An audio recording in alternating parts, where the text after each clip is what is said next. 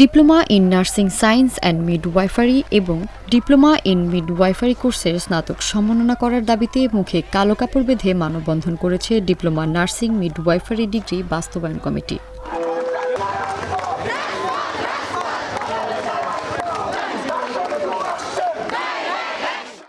আন্তঃমন্ত্রণালয়ের সভায় এক দফা দাবির সন্তোষজনক সিদ্ধান্ত লিখিত আকারে প্রকাশ না করায় 10 মে শনিবার দুপুরে ডিপ্লোমা নার্সিং মিডওয়াইফারি ডিগ্রি বাস্তবায়ন কমিটি রংপুর মেডিকেল কলেজ হাসপাতাল চত্বর নার্সিং কলেজ এবং ইনস্টিটিউটের ক্লাস পরীক্ষা, ক্লিনিক্যাল প্র্যাকটিস, ইন্টার্নশিপ বর্জন করে মুখে কালো কাপড় বেঁধে এই মানববন্ধন করেন।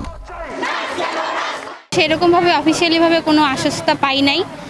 তারা বৃহস্পতিবারের দিন মিটিং করতে চাইছিল, 10টায় সবাই জানাইতে চাইছিল যে যে কোনো কিছু জানাবে, কিন্তু তারা সেরকমভাবে ডিক্লেয়ার কোনো কিছুই দেয় নাই।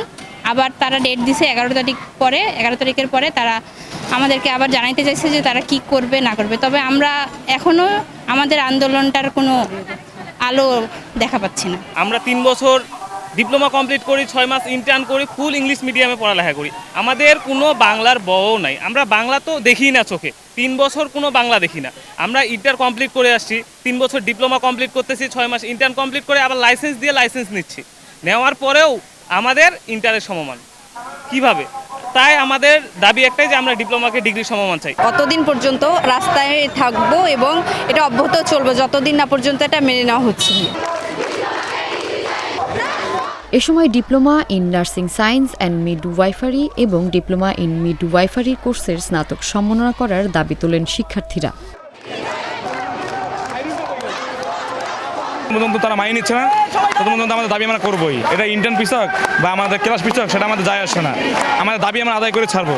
এখন আমরা বর্তমানে আমাদের ক্লাস বর্জন যা আছে সব কিছুই আমাদের দাবি এক দফা না মানার জন্য। এই যদি এক দফা দাবি আমাদের মানে নেওয়া হয় তাহলে আমাদের এই কর্মসূচির আর দরকার পড়ে না। একজন গার্ডিয়ান হিসেবে তাদের বক্তব্য অবশ্যই আসবে যে আমার মেয়েকে আমি এত কষ্ট করে পড়াশোনা করাচ্ছি ভালো কিছু অবশ্যই ফলাফল পাওয়ার জন্য। তারা যদি শুনে যে তার মেয়ে একবার ইন্টারমিডিয়েট কমপ্লিট করার পরেও আবার ইন্টারমিডিয়েট সমমানের জন্য প্রায় 4 বছর সময় নষ্ট করতেছে।